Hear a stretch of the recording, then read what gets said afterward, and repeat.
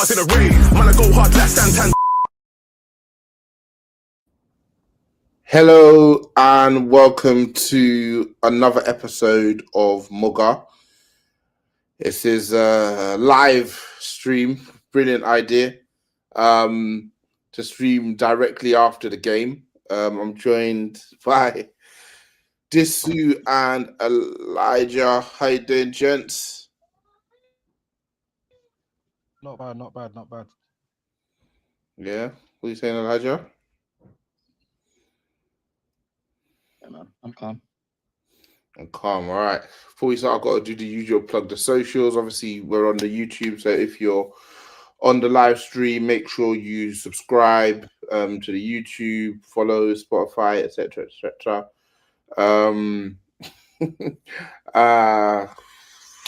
Spotify, Apple Podcasts, Touchline Fracker, all that good stuff. Obviously, Monday Night Football.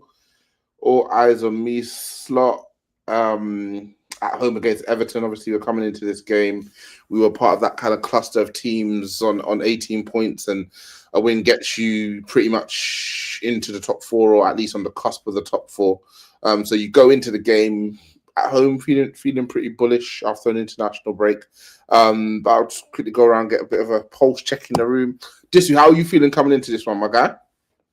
I was actually looking forward to watching some Premier League football. And I thought, okay, cool. Everton, they're a pretty solid team. They've got some good players. We're gonna need our attack to be on point to get the W. But if we lack with their players in behind the striker, they can cause us some damage. Really and truly, cause us any real damage. Obviously, Is it me? Are you struggling to hear Disu as well, Elijah? Yeah. Yeah, you're cutting really. off a bit. Hold on, let me see. Let me work on my gain. Hold on. Yeah, no, all good. While you're doing that, we'll come to you, Elijah. How are you? I know you've already churned out the article. How are you feeling going into the game? Not too great, to be fair, because Everton are a decent team. And yeah, I just think like we've said, we're in that cluster, and I really don't rate us that much.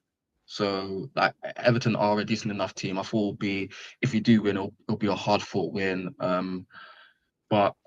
Yeah. So I wasn't expecting anything too much. I mean, I've really thought that I really thought that I had my standards set for this team quite well in terms of knowing what to expect. But they always seem to surprise you with how really truly shit they are, from top to bottom. So yeah, I wasn't bullish going into this game. People were very excited. I didn't have that same feeling.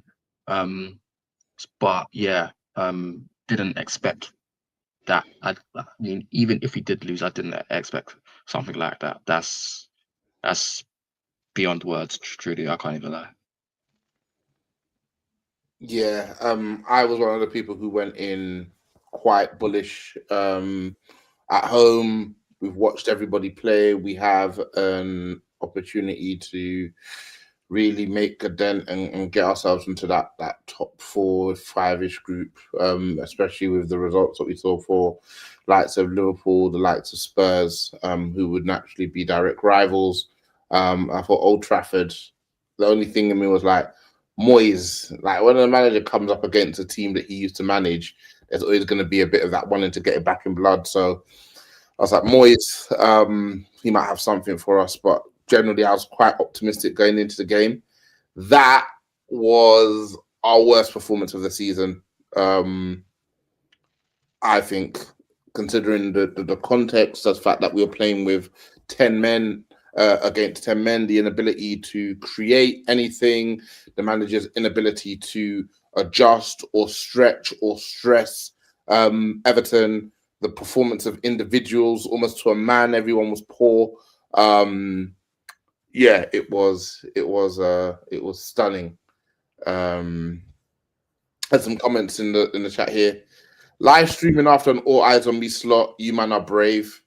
Appreciate it though. Love the pod. You guys are better than me. I would have cancelled. Happy Thanksgiving, lads. Why was Amarim still wearing the poppy? Basically, when we have more than 50% possession, we get less than 1 point a game under this gaffer. Very shocked more teams don't just give us the ball and put the emphasis on us to break them down. That's an interesting stat. Speaks to the lack of quality, the inability to execute. I don't really have too much to say, to be honest with you. What, we're just going to go from front to back and just cuss all the players and the manager out, yeah? I mean, that is Muga heritage. That's how we started this pod. Let's start. All right. That's how we started this pod. Let's start with that bozo of a keeper. Disu, we can't hear you. We can't hear you. Let's start with that bozo of a keeper, Sané Lamens. He should be saving that, surely. He should be. They done it actually really good analysis of it at halftime. In terms of he was jumping as the player striking the ball, so he has to get down and he has to dive.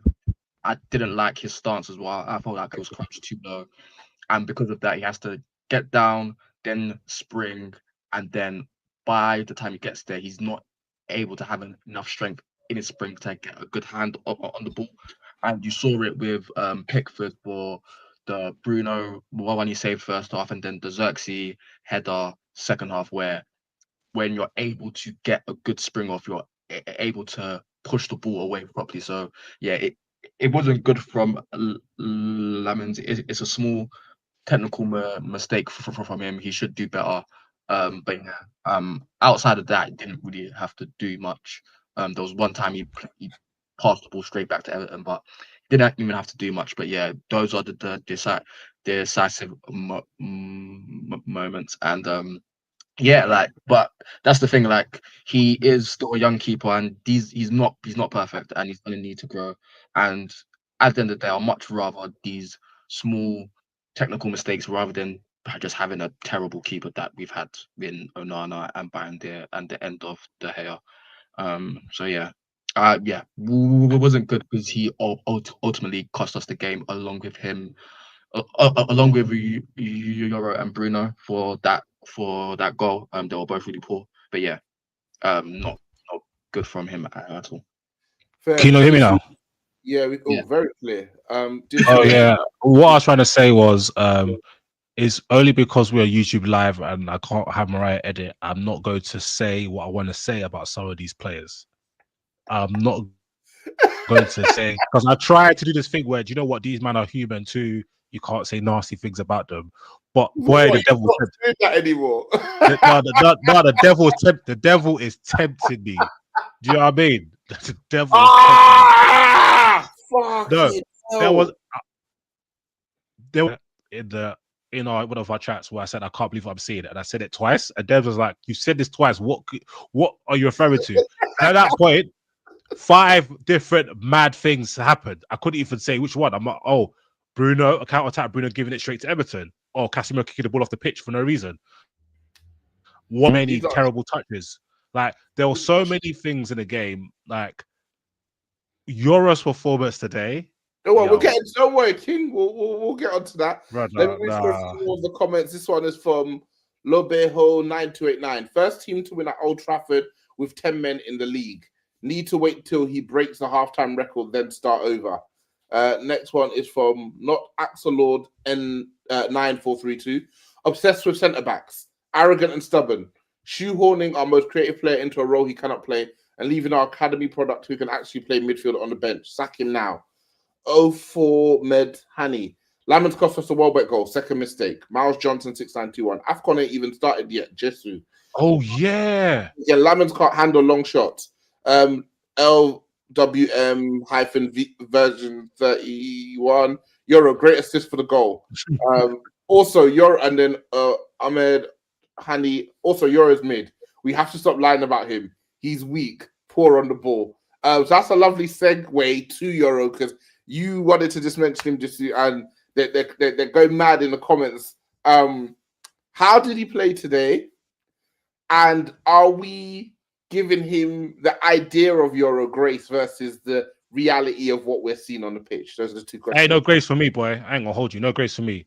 Like, there's a certain level like I can give grace to players who have just joined, coming back from injury, young players. But there's a certain standard that once you drop below it, there's no grace for me. You guys know I was proper happy with the Cunha signing. If you're chasing your touch, running into players, making bad decisions, then there's no grace for me because that's not like, oh, okay, things that happen for your assistant. That is just you playing way below the level of a Premier League footballer. The things Euro does is like indecisiveness on the ball. You're trying to dribble with the ball, you're getting caught. Like the amount of times he tries to make a challenge or do something, he's just mishitting everything. So even when Bruno got turned, yeah, Euro, you got turned, but he was like a good challenge. He literally it's like he threw him an alley-oop. He laid it off. He set it up perfectly waiting to strike it. Yeah. Funny thing is, Dogu couldn't even do that for our own teammates, but Euro is doing that for the ops. It was such an abysmal, and I like what Gary Neville did today, getting onto Euro, especially Shaw, about how cowardly they were in their position of ball. I don't care what Amarin says. Like, this is basic football. Surely Amarin's like, no, you can't push up the field when they are dropping everybody back. It was just really ridiculous. Like, we saw a bit of that towards the back end of last season.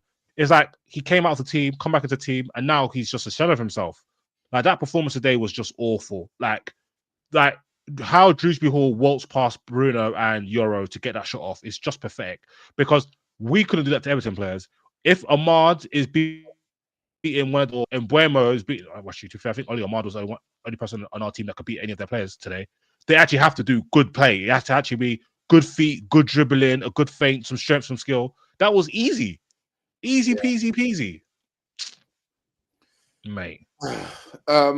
Euro, do you have anything to add there, Elijah? Yeah, I'm actually just really concerned about him on the ball because if you go back to the Europa League final, he was our best player by far, and he was our best player by far because he was doing the things where the rest of the team were being cowards. He was the one that was trying to drive the ball. He was the one that was playing the passes. So watching him this season, and this has been a concern since the Arsenal game. Like I said it from the Arsenal game, from the Fulham game as well, where I don't know what happens, but after like 10, 15 minutes, you're sure decide that taking more touches of the ball is more important than moving the ball up the pitch to score. And I don't understand why. But it's just really frustrating to watch. And as this you said, it doesn't matter who you are. There's a certain level that you cannot dip below. And if you did below, you'll be rightly called out. What Euro has served up this season has not been good enough. Like defensively, there's been times where he could have done better. The goal today was really poor. That is something that I expect from Ugarte, where you touch the ball, but you don't really win the ball, and it still stays with the opposition. Yeah, I mean, look, he's 20 years old and whatever. Well, cool, but it's just not good enough. He needs to play with more authority on the ball, and that's what I expect. He is too good of a talent to be a shell of player he is.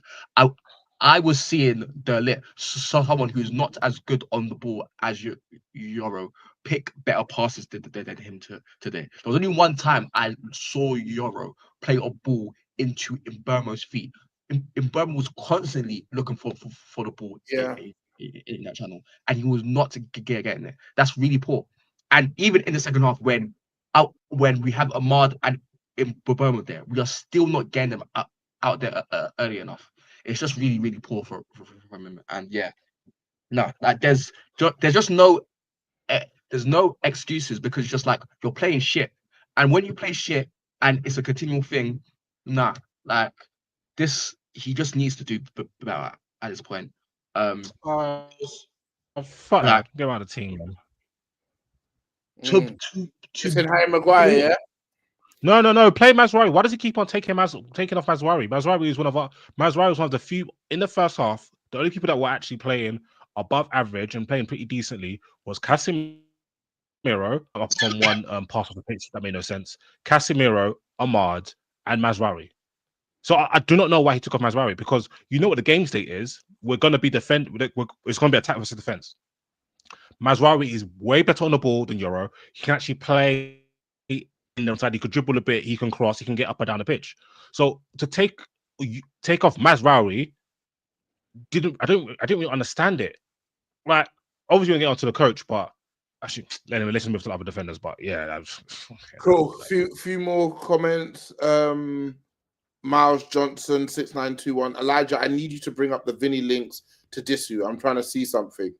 Lobejo 9289. Ahmad getting rattled by Grealish made me lose my head. Mackenzie Hankins. Hi.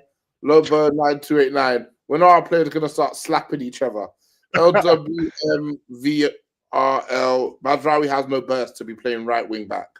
He should only be a CB in the system. Cool. Let's go on.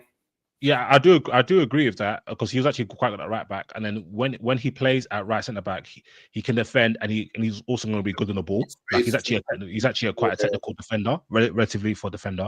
So I do agree with that. But yeah, to answer the question about the Vinny legs, obviously it's not true.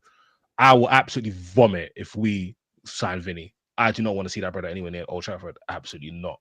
Fair. Next one is central centre back Matthias de Ligt. I think he's consensus. He's been the best centre back in the team this season so far. What did you guys think of his performance today? Elijah, I'll start with you. Yeah, he was fine. There was a chance for Bruno. There was the chance where he played the pass to Mount, and then Mount plays to Bruno, and Bruno. I don't know what this epidemic is of players trying to do this outside the foot thing with Salah, Bruno, brother. Just he should have used his left. Bro, just strike it with a fucking weaker foot, bro. It's getting me fucking mad. Like, seriously, like, it's 6 yards away from the goal. Like, it's actually embarrassing. Like, the idea that you think that playing with the outside of the foot, 6 yards from goal, you're going to get the whole point of playing with the outside of the foot is to get underneath the ball. So doing it from 6 yards is actually really dumb. So like it's so insane. But yeah, especially from where it was, because he had to kind of get around it. Exactly. It would have been the maddest finish for him to finish it with that size right back from there. It was just bonkers. Like, there was a lot of players that made bonkers decisions on the pitch today. We'll get on to let's stay on the Ligt. So he was all right for you today, yeah? Yeah, the Ligt was fine. Like, he done the thing is with the Ligt, I'm gonna judge him for him, and on the ball he isn't great. But at the end of the day, the outside centre backs is where we can really do something with the ball. And the Ligt, out of both players outside of him, he done better on the ball than the both of them. So there's nothing much to say. He was probably by default our best player, just because. But yeah. He did the least crap stuff. Cool. And then obviously, Al, if you wanted to add anything on the Disu. Yeah, I just want to say, I think he was actually good. I actually thought he had a good game. He pretty much won a lot of his. I think he won a lot of his duels. Played a good pass him out. Another one for Xerxes' header as well. And he defended well, so with minimal mistakes. So yeah, he can actually get on the bus home. Fair for me. I mean, they probably drove in because it's a Manny, man. Like, Luke Shaw, man, the ever-present Luke Shaw. I'll start with Disu. Fuck that guy. He's a fucking clown. I love. Oh, I'm on YouTube. Sorry. He is a absolute clown. I love what Gary Neville did. He's like, you're not fooling anybody. It's because he's such a coward. Like, and what I hate in footballers is cowardice. Like, sometimes when he's under a bit of pressure, he just kicks the ball up the pitch. I'm like, oh yeah, I don't have to make a decision that I might lose the ball here. Let me just hit in the area of somebody. Just get up, because he's like, is he just lazy? Can he not be bothered to get up and down the pitch? I don't really understand. And Luke Shaw actually can. So you are a natural left back. That's where you actually should be playing. So in this game, that's the perfect opportunity to push forward to get into the left back position, and then Mark could go pick up space in the pockets. We didn't really have anyone in the pockets because our wing backs weren't really doing much for the majority of the game. So yeah, another waste of time. He also got done by that guy they have us in. Yeah, he's just a clown. Cool. I'm gonna enjoy going to this player, mainly because the Muga camp up until now has been split. Some are truthers, some are doubters, some are haters. Our left wing back, Patrick Dorgu, Disu. a Dorgu truther, one of the few Dorgu truthers.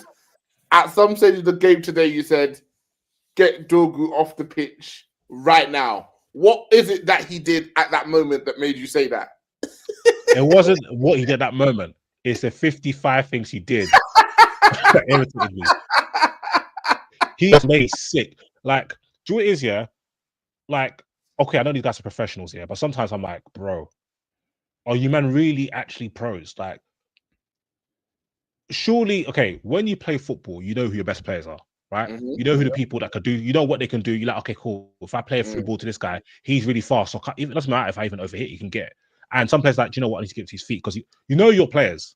And you also know the players that if we give the ball to this guy in this position, he could be dangerous. The amount of times Ahmad was in the pockets, just give him the ball. Just give him the ball. Nah, I'm going to run down the line.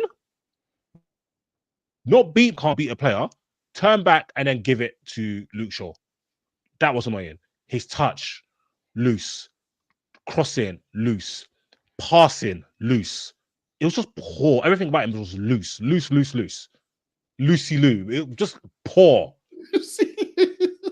I don't even know why this is gonna sound mad, but even his cane was and Charlie's even Angel. his cane was just making me even more angry, bro. Like, yeah, I don't know. I can't articulate why. It was just irritating, man. It just his face was irritating me, and he also looked so confused. No, brother, you did that, and it was your fault.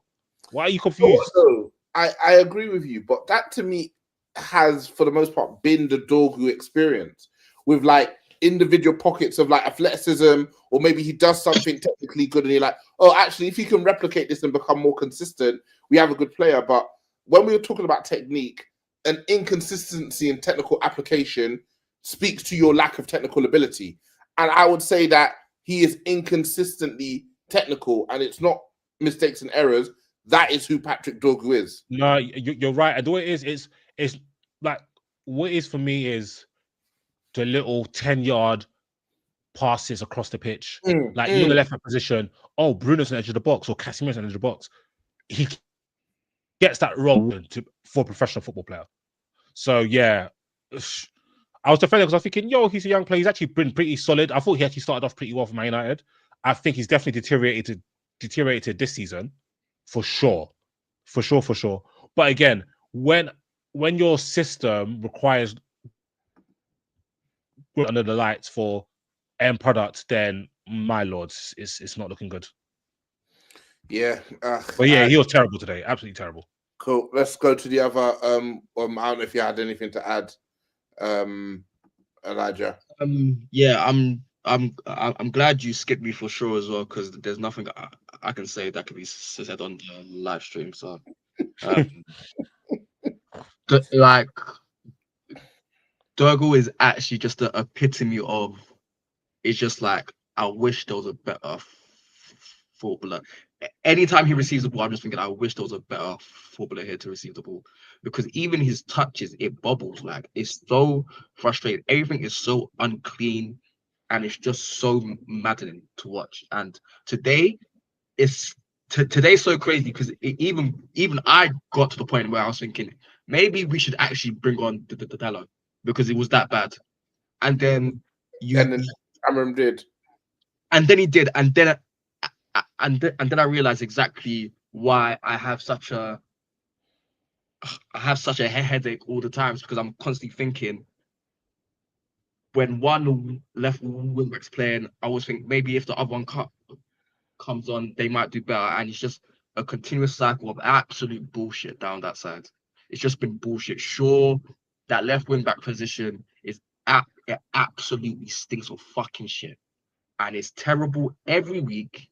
And we can only play down one side, and it's literally the opposite of the problem we had about 8 years ago, where we could only play down the left side. Do you know what? Now you mentioned that left-hand side, it almost reminds me of the defense against the dark arts teaching role in Harry Potter, where Voldemort cursed it, and basically what it meant is that whoever got that role, they only stayed in it for a year. Some people died, some people just cut, but nobody could say. And that left side, that left central back, left wing back, that's cursed now. No. Do you actually know what's so crazy? While I was watching the Harry Potter marathon for the first time, I kept thinking, what, like, after like the fifth film, I was thinking, fam, can a teacher stay this job? Then I realized, it's cursed. Okay, okay. I had no idea. It's cursed, and I think Doku, if he'd come and he was a right wing back, we'd be loving him right now. We'd be loving him. No. I keep saying he played right wing for Lecce. He actually might be better offensively from right wing back, and that's really scary because he's left-footed and he grew up as a fucking left back. So like he makes no sense, bro.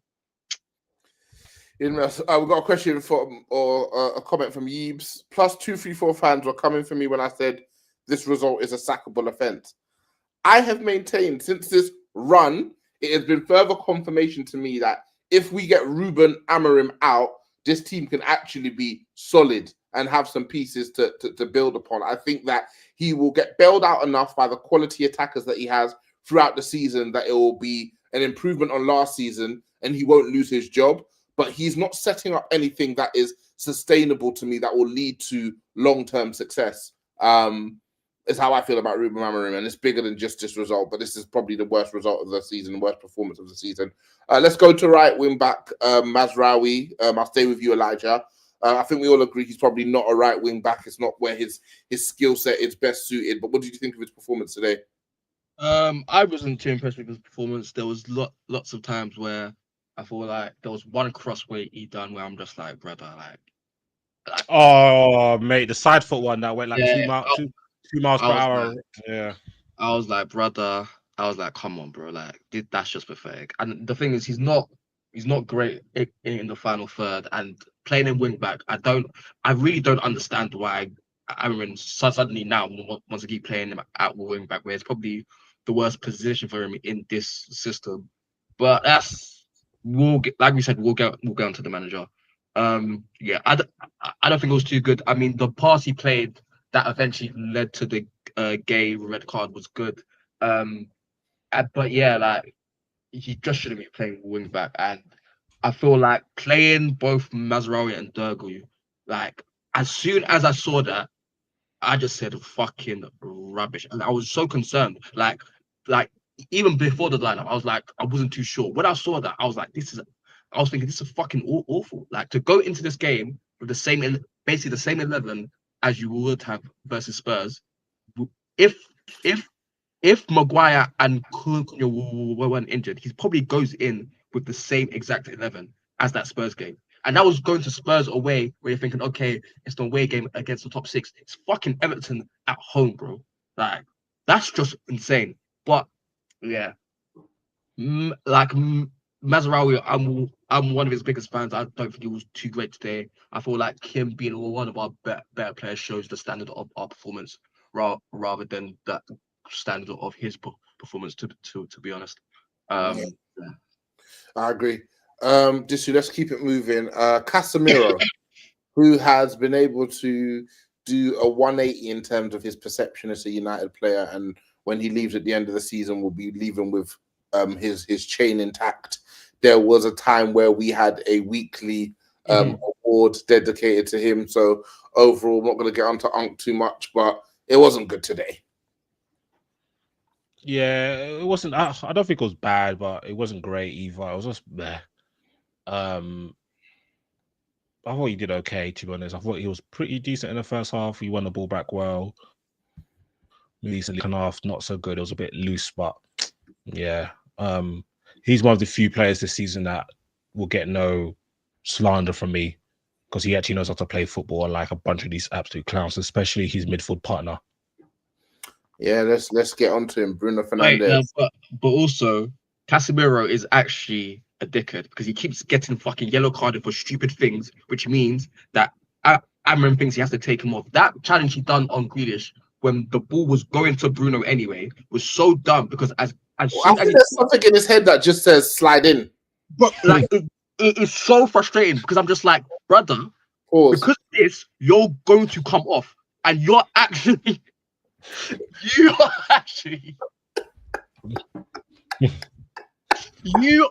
one of our better players now. So you coming off actually makes us so much worse. So yeah.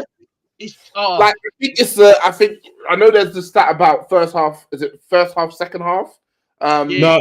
There's the first half, second half stat. There's also once we take off Casemiro stat. Yeah. There's two. So we need to keep him on the pitch, and we're playing a game a week.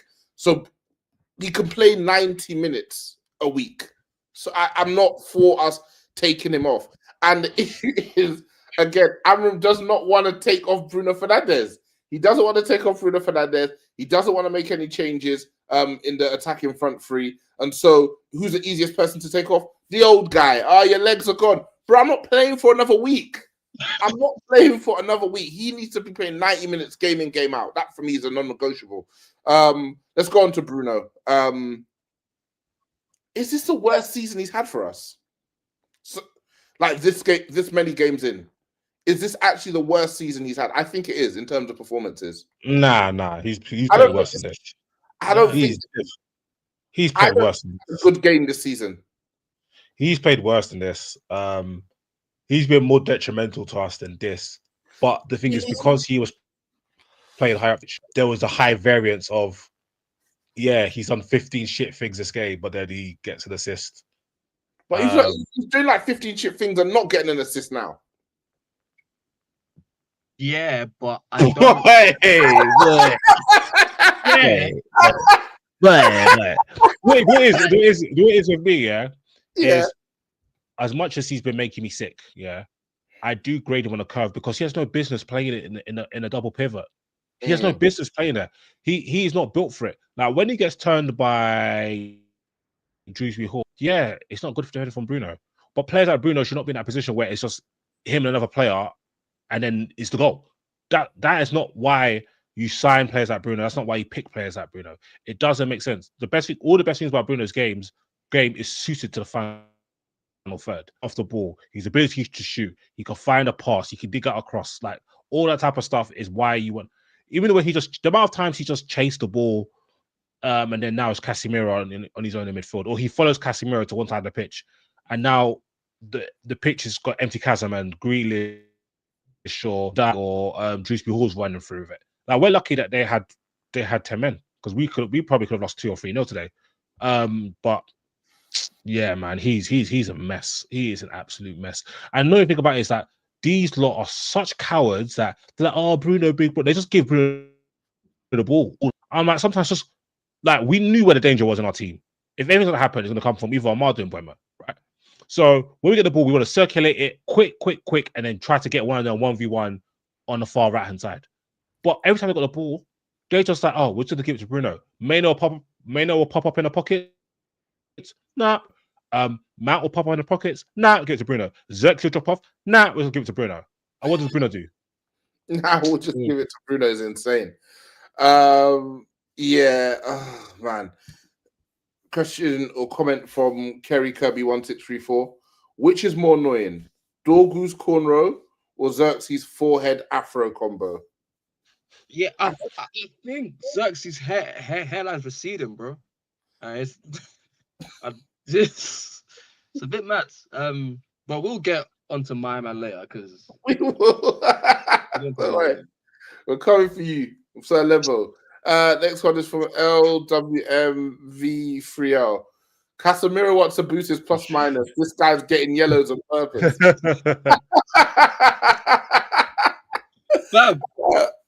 The first time I saw plus minus on FB Ref, I said this stat has no business. It has no business. Listen, the game doesn't work the same. Next one is 04 Med Haney. Mbeumo played how I would imagine DJ Academics to look playing football today.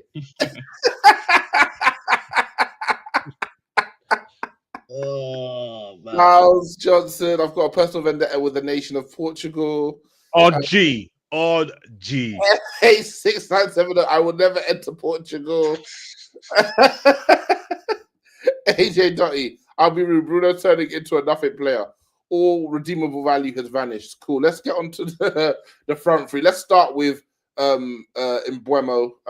Not his best performance today at all. What did you guys think? Yeah, he was just shit, man. There was even the chance where It eventually gets played back to Bruno, and he takes a good shot and it misses. Oh, when from the 1-2 with Yeah, Maswari. Mazraoui. Brother, just played the ball across the fucking box. It's the one thing I can't stand about these players, yeah. They actually do not look up because the decision they make is decided from as soon as they look down at the ball. It's like, Yeah, because Ahmad was streaking through. bro, it's like they play FIFA. Like, on FIFA where once you press a button, it's done. Like you have to do that action. That's exactly how they play. Because the amount of times that I'm thinking, fam, if you just have a bit of composure, a bit of sense, you could fake a shot, fake a touch, and just let the ball run across you, and then you open up the game. And it's just, yeah.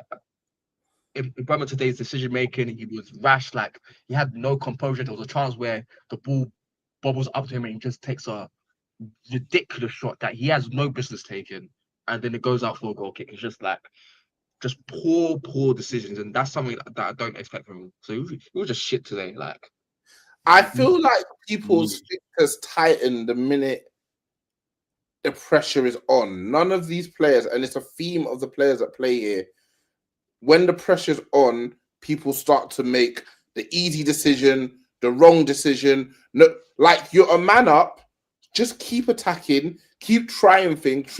Like, when they get to the edge of the box, they're just doing all that, either crossing it in from deep or just squaring it.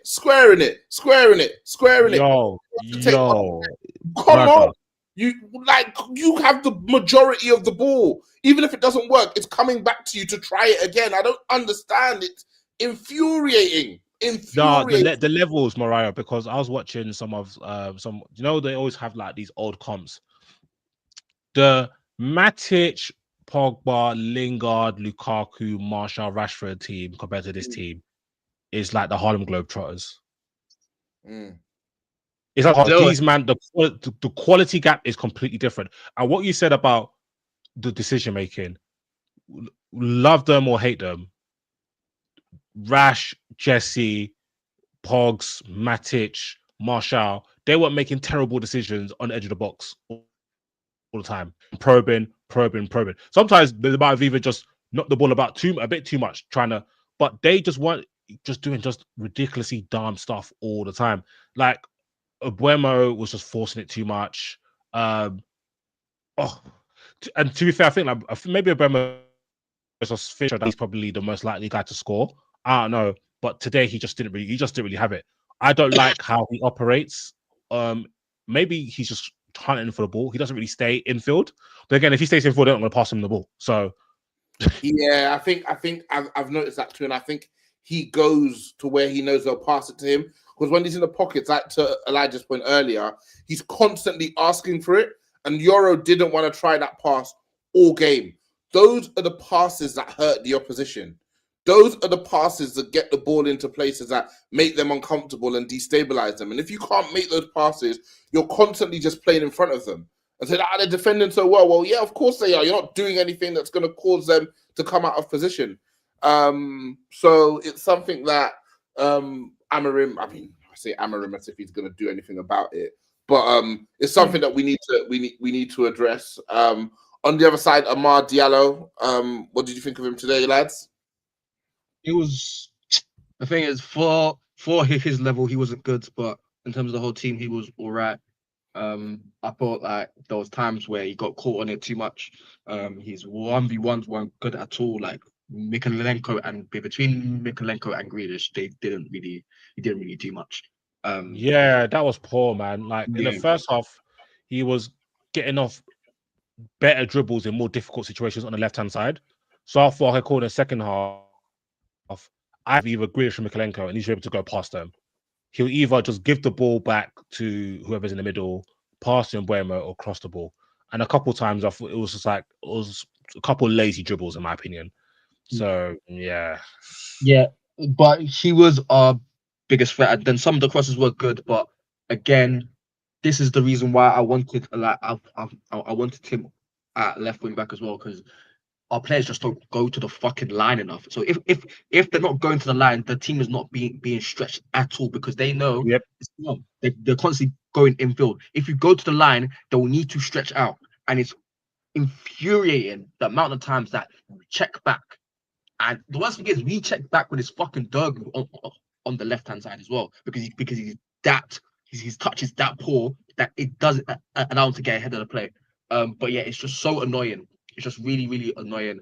And yeah, the whole team literally spread out, so they have to spread out, and spaces will appear. Like, what are we doing here? No. But the thing is, this is so bonkers because like it feels like this what like it's mad because these guys play football for a living. Yeah.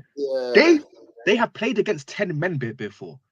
The idea that you play against 10 men the way they done today, I can't understand. Like it must be something where when they're on the pitch, like when they're on that pitch and it's going against them, that they literally forget everything about. There's enough, like I said, the sphincters tight, like FH697. We kept crossing the game. The game Sesko wasn't playing. Yeah, I think crossing is because that's what they were giving us.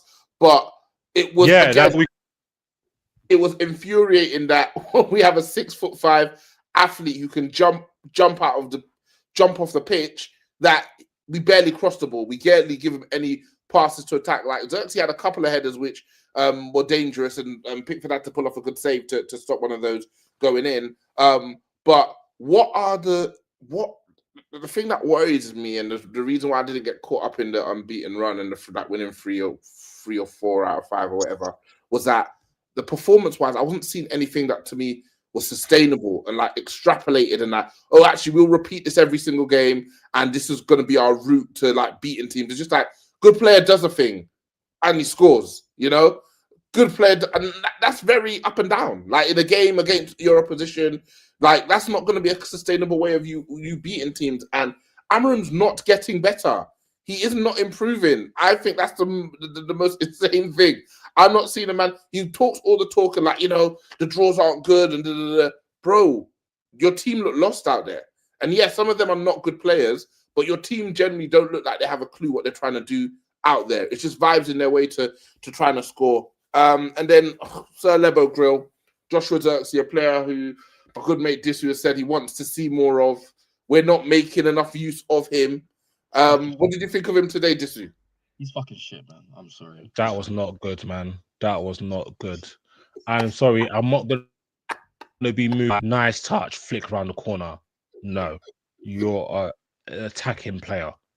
Being able to control the ball and play a nice little layoffs around the corners is not enough. Yeah. And half the time he got it wrong. Half the time it was like he underhit it. Like, to be fair, I don't think any of them he should be scoring, to be honest. I think especially the one from that Luke Shaw crossed to him, I thought he generated a lot on that.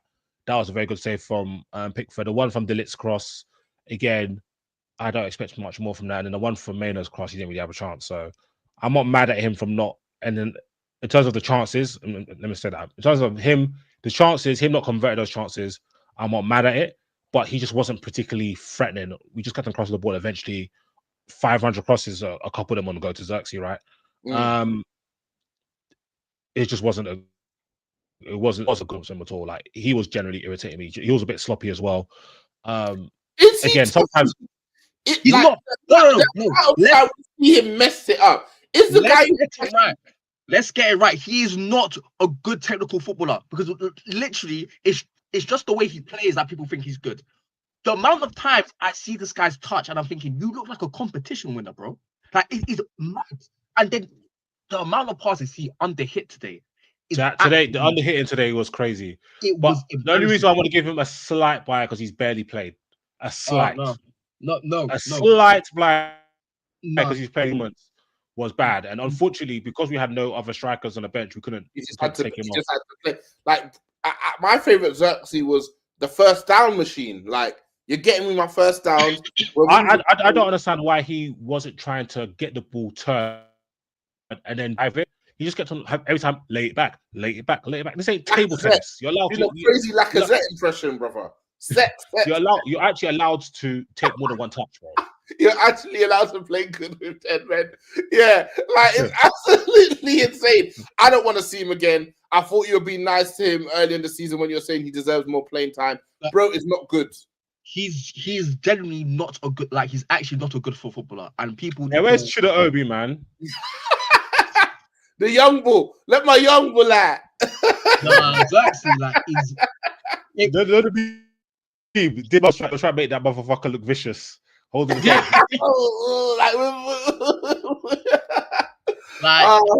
like literally, Xerxes is. I felt like I was like in Shut Up Island or something, because I was thinking we've all seen this guy play. Like we've all seen this guy play. We all know what he's about. Like he's inconsistent, and he's like people don't even know where to play him. People say, "Oh, he might be good left hand, he might be good up front." Brother, he might need to start. I saw somebody say centre back. This Joe Linton arc here, it might need to start. He ain't got the engine. He ain't got Joe Linton's engine, bro. Hey, stop that, man. Get this brother out, man. He ain't got Joe Linton's engine, bro. Brothers, get him into man is doing layoffs all game, bro. 3-8. Just give it back. You're disrespecting the art of central midfield by implying that Joshua Xerxes could go in there and do something. Because Joe Linton ain't playing centre mid. He's playing hatchet, man. So implying that Xerxes could go in there and cook something up, you're having a laugh. I think there's nothing better for a player, especially at United, than don't play for a while.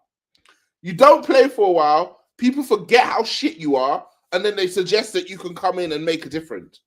I don't want to see him again this season.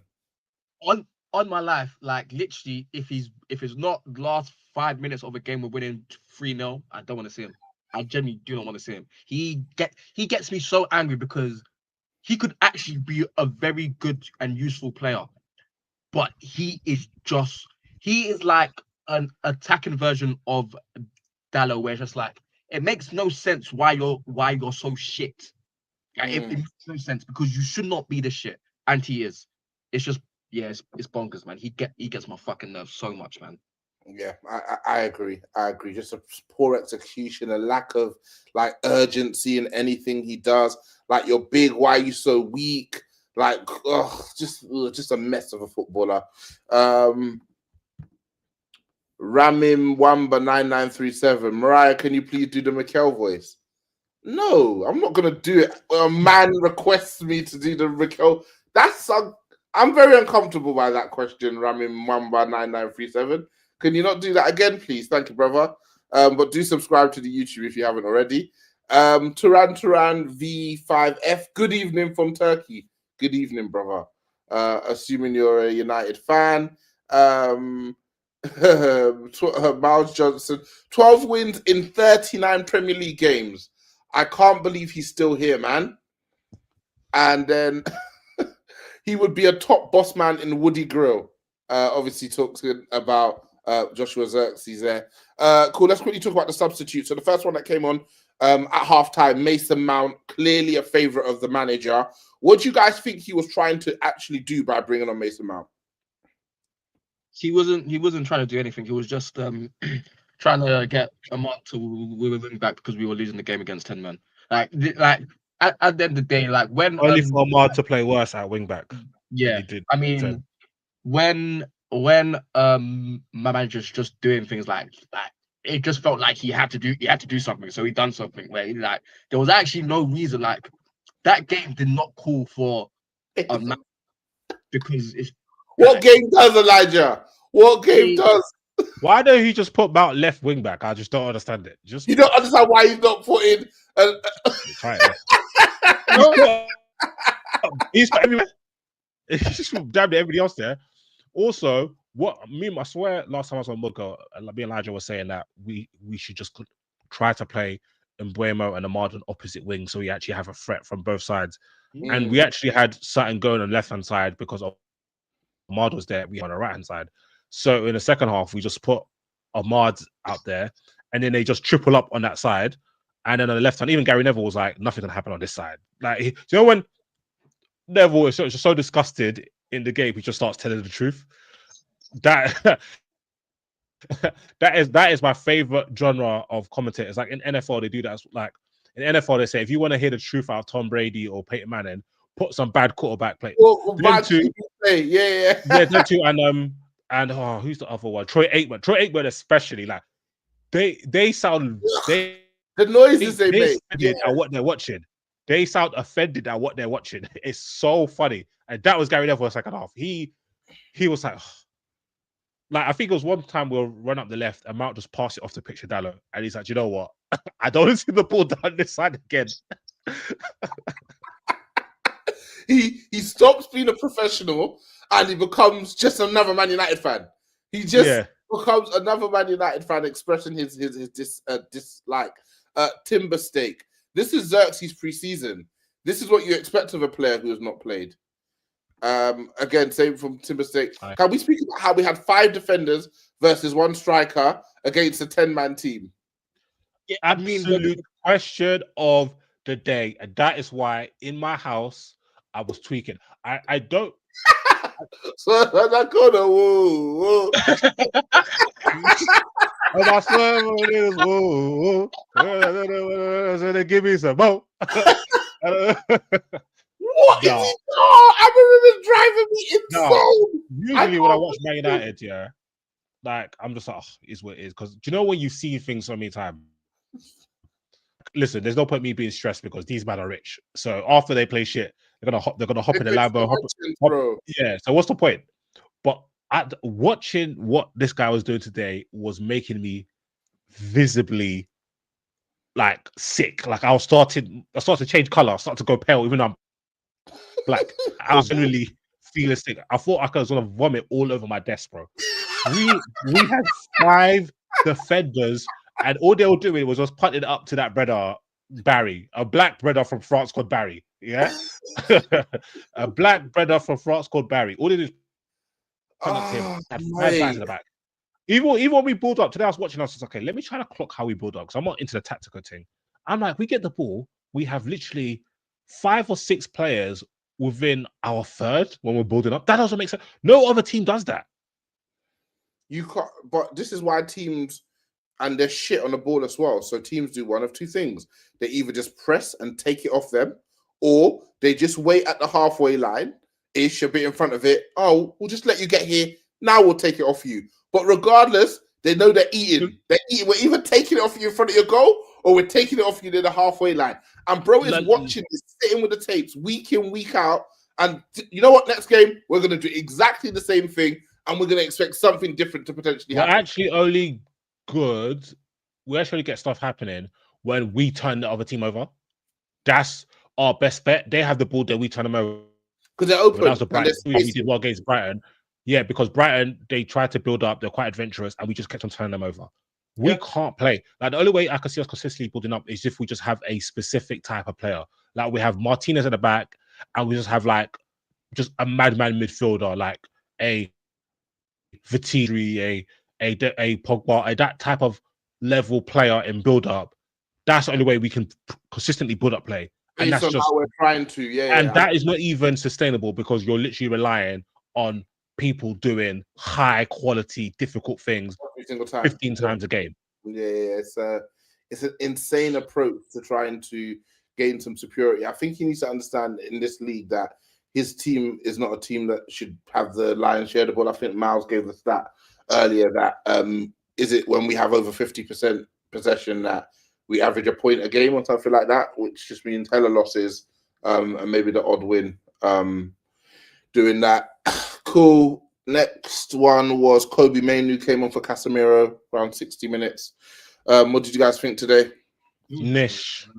He was literally just running around. I wouldn't call it running around. He was like strolling around. Not doing anything. Just do nothing. Let's go for a stroll, lads. Except for the cross for Xerxes, he literally done absolutely nothing to be fair. Nish. Yeah, like I think he's probably thinking, why are you bringing me on for? What am I gonna do? No, it's the fact that he brought him on so early as well. Because I was thinking, again, that just seemed like a change where it's just like he looked to his bench, like he looked to his bench and thought, I need to do something, and I can't bring on. So it's like that's like he's actually just shown week in week out that he's actually a very horrible in-game manager. because he's literally just making subs because For the sake of making subs, not to actually change the, not like see it. And lots of managers aren't good at in-game managers, right? We've seen it. Like they have their tactic, and if that tactic doesn't work, they're screwed.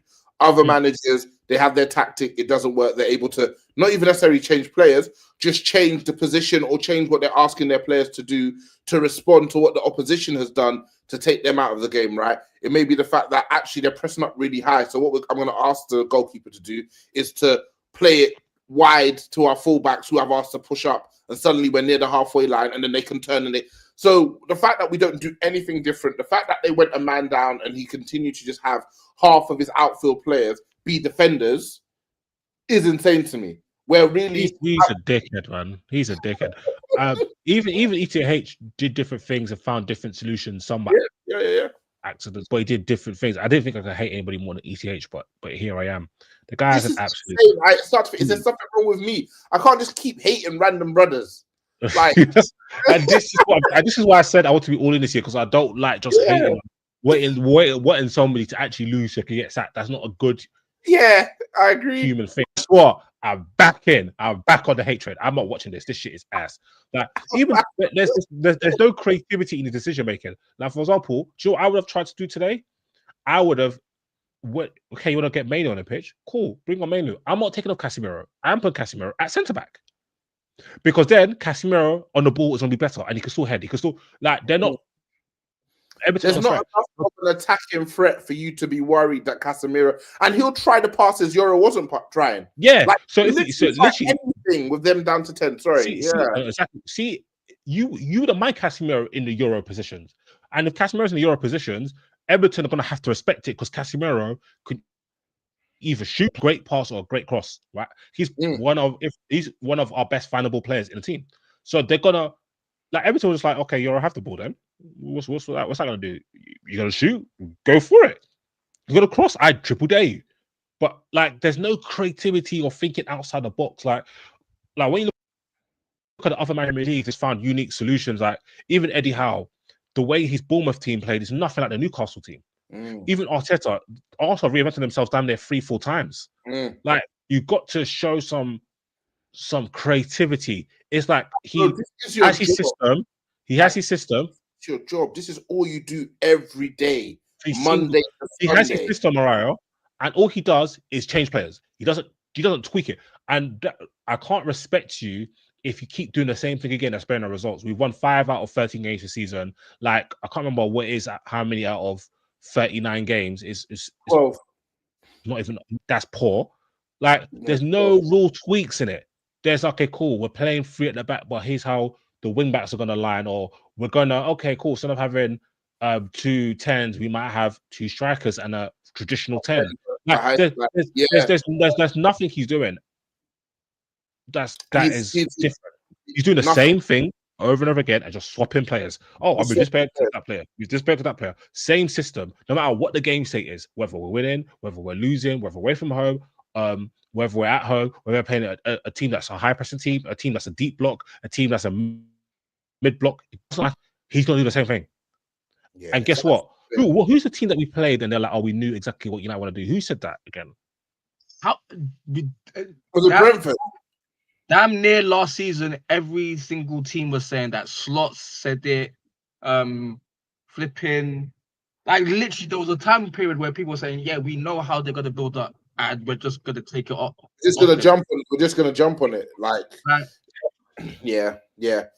Cool. Oh, mate. And then finally, Diogo Dalot. To your point, Elijah, Dorgu played so bad that I wanted Dalot to come on and see them come on. It was that far. I would, bro. Dorgu was atrocious. No. Dorgu was atrocious, but I want us to bring on Shea Lacey. We're losing the game. Bring on another attacker. Do something different. That was never good. That was never gonna happen. Unless we were winning that game comfy, he was never coming on the pitch. That was just for show. I can't. The man are just there for vibes. All right, cool. I think we've spoken on Amarim. Let's quickly do listeners' questions and crack the rest of what's left of our evenings. The first question is from that Adeni guy. post AFCON preferred lineups. Post AFCON, so this is when everybody comes back, or how he expects the team to line up while our players are at AFCON. I assume it's the latter, to be honest with you. Yeah. Yeah, because I think the team when AFCON isn't on picks itself. So who would I bring on instead of Mbuemo? For God's sake, we're screwed, man. It's gonna be Cunha, Sesko, and Mount in it. Yeah. What I would do is put Sesko, Bruno. That's what I would do. Yeah, and then in midfield, I would do that, but it's not going to happen unless Mount gets injured. And even then, will he do it, or will he go Xerxes, Sesko, and Cunha? I think he would rather play Shea Lacey than take Bruno out of midfield. I feel like this Bruno thing is become bigger than him. Like Bruno needs to play centre mid just because he knows if he doesn't, then yeah, and like if he doesn't, and then Bruno moves 10, he starts playing better, and then Menu comes in, he starts playing well. He has a problem on his hands. So he would rather go down with the ship than actually do what's needed to win games. And there's, like I said earlier, there's one thing I respect less than a coward, and it's a manager who cares more about their own perception than winning games. Once you start doing that, you're written off in my books. And I genuinely believe that's where he's at with it. What other reason? He's either that or he's an absolute moron, like a super duper moron. Like he knows less than my daughter about football. Like there's actually no other reason to do what he's doing with Bruno, because like there's not even been one occasion where he's moved Bruno out of centre mid this season. Like last season he used to do that. He's not doing it this season, and there's a reason why. It's because it is politics, and I cannot respect that, because at the end of the day, you're losing games. No one cares about the fucking the politics of Bruno being captain or mainly playing whatever. When you're winning games, brother, just win some games and then go from there. This guy thinks he can do politics while losing games. This is not last season, bro. Like you have no grace of being the new manager. This season, people are going to be looking at you. So the thing is, he can keep doing this bullshit. He's going to get himself sacked. The problem is that I have to sit and wait and watch this the process. Him saying, "Oh, it's a 3-year contract." Blah blah blah blah blah. Like, don't get me mad, bro. A couple questions from Timber Steak. The physicality of this team is on the floor. We seem to have short and weak players compared to every other team in the league. Would you not think of that? I don't even think it's that bad anymore, to be fair. I still feel like the spaces we play in are too big. But that's caused by also the idiocy of our players. Like the way we press, there's actually no cohesion with the way we press. Like when Bruno goes to press by himself, I really want to know the idea that they go through in those tactical sessions, and they say, you know what, Bruno, I'm gonna need you to press on your own with no support around you on one player, and that is gonna work. Because when Adrissa Gay is success rate even. Bro, the thing is, is that it's not even getting someone like a Mard or a Mount to do it. The guys who actually can press with sense. It's Bruno. He's actually a bad defensive player. And when I saw Adrissa Gay drop a shoulder and turn Bruno, I said, like, I said, oh, that panned me. That panned me. I was like, yeah, that was nice. Bro was styling and profiling. Yeah, we slapped the brother like 2 minutes later. It is Adrissa Gay. He has never done that before in his life. A one-legged step back. When the hell have you practiced that shot? Bro, I was doing James Harden's step backs on our head top, that's crazy. I am telling you right now, yeah. Everton can face a League 2 team. He's not doing that to their centre mid. He saw Bruno, he said food. He saw Bruno and he said food. You know how crazy that is? Video. Aquapa. So simple mistake. Amram was asked if the absence of Cunha played a role in today's result. That's just an excuse. It's my fault. I need to explain to my players how to play in every situation. Shut up, man. Shut the Shut hell up, up. man. Every day's my fault. If it's your fault, leave. Leave then. The issue with the system is that it's a system for the underdog. We had one arm behind our back because the onus is on our defenders on creativity. One more CB means one less creative player. But again, I always hark back to this. He used it very offensively in Portugal. Mario, we watched them. I know, bro. That league is fucking bobbins, bro. That league is bobbins. It's If actually 1v1 to the goalkeeper in the game. It's actually crazy how bad that league is. I didn't realize how bad it was until I started watching the tapes. It's actually shocking. But that's the thing. People keep talking about the system. A 4-4-2 could be more defensive than a 3-4-3. It's the way it's being used. Yeah. The way it's being used, he's using it like he's a fucking coward. And the worst thing is just like, fam, like, if you know anything about Man United, there are two ways to get the fans on side very easily. Just be aggressive, be intense, play direct, and play young players. And fam, that is exactly how ETH was able to last a whole season and even a bit more. Because what did he do? He played youth and he played some insane, direct, high octane football, even though it was absolutely stupid. And he still had fans backing him. Fans are not going to back you when you're playing like this and you're not even playing young They're booing. Them boys were booing. You know, they love to back the manager. Even LVG, remember how boring the LVG football was sometimes? It was dreadful. And those LVG teams are infinitely more successful than these Amaran teams. Like, we finished 4th and 5th and we won the FA Cup with LVG. I think we finished 5th in the year we won the FA Cup. It wasn't no difference to Man City. And we won the FA Cup and the fans were sick of it. And that was a more competent team.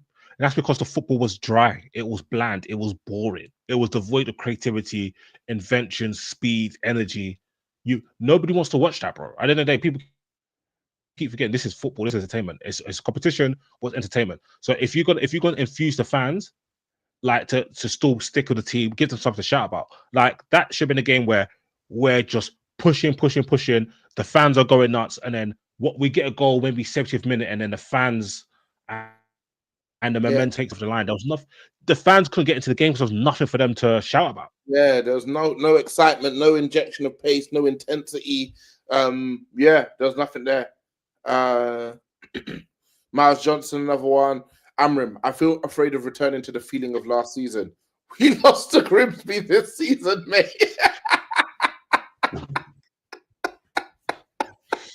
It's so true. That unbeaten record he had got bro feeling different. Different. Bro, we went from 5 unbeaten to 3 without a win in one game.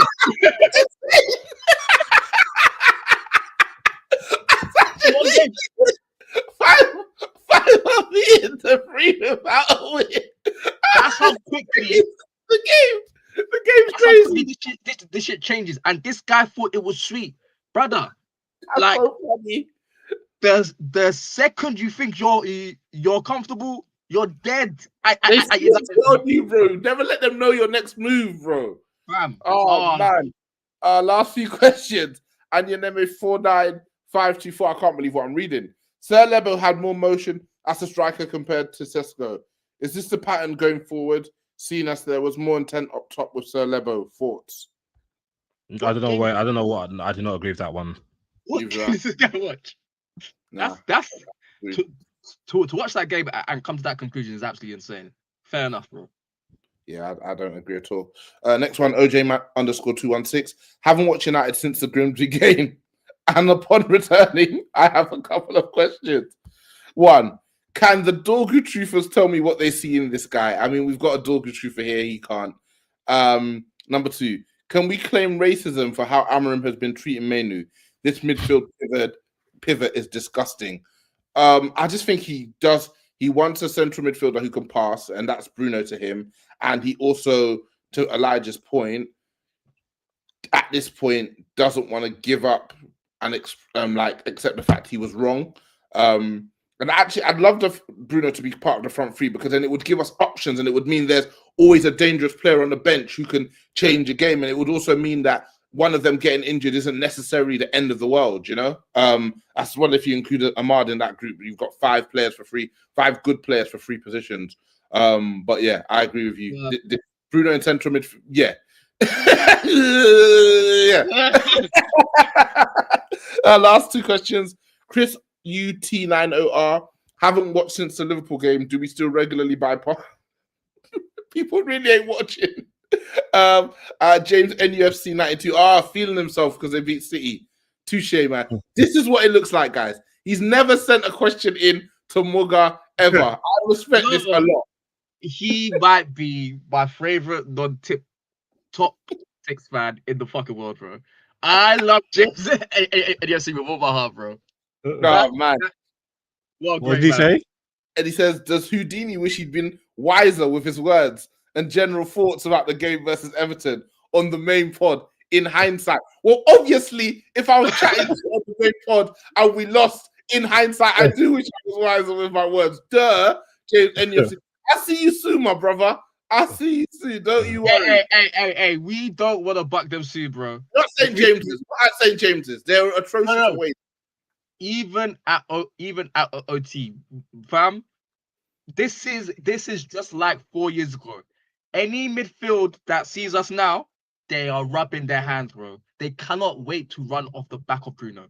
Like they're actually itching like a crack fiend. Bruno, yeah. You know when we said players comps, De Gea was always in the comp. Any midfielders comp when the agent trying to sell them, it's a game against Bruno. Look at him getting the game off. Yeah. Optastat. Manchester United have lost a Premier League game at Old Trafford after seeing the opposition pick up a red card for the first time ever, winning 36 and drawing 10 of the previous 46. We are breaking records that we've never broken before. We are breaking records that we've never broken. Oh, that halftime one, that's going to be that is going to be the one that sends me over. All we've got is that halftime record and the 88-year record of always having an academy product in the squad. That's all we've got left. But the problem with that youth record is that it's now impossible to stop. Because, like, even if a manager tries to hand in a team sheet without a youth player, the club are going to take it back. They're going to take it back. Call up some 13-year-old and said, hey. Like JJ Gabriel. He's cooking. Let's just get him on. I think that one's going to stay forever. But Amorim, I think that's going to be like the cherry on top of the cake. And he's going to lose that record. And it makes so much sense because this season, first half, second half, we can't do shit. Yeah. Literally, he's going to lose that record, and that's going to be it. And that will be his head, I think. Gents, I actually quite enjoyed the stream, so I think we should do them more often for sure. Good idea, Disu. Obviously, if it was off the back of a win where we were like 4th or 5th in the table, that would have been a lot more fun. But as always, people always like to say to me, like, are you one of them like mad football fans who like when their team loses, you get angry? And I'm like, no, firstly, because they're rich and, you know, they're going to carry on with their lives and it's not going to impact them. And secondly, it's because I got the pod with the lads. On my life. Who was with the fellas? Shout out Devin Booker. On my life, if I didn't do this pod today, I would have been fucking fuming. I would have been like, my head would have been gone. I'd have been 15 voice notes in. Bro, what did I say yesterday? If it wasn't for my 2 boys, I would have That's the title. That's the pod title still. Lads, we can't. we can't. The mental health truthers will kill us. But lads, we'll go again. Calling them mental health truthers is actually insane.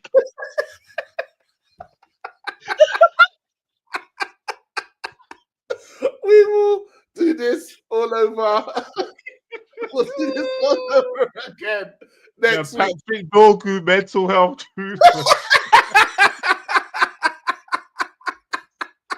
You need mental health help to be a Patrick Dorgu truther. All right, lads.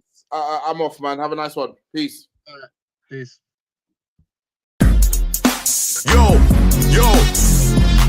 Yo. When I spit bars in a rave, man, I go hard like Santan.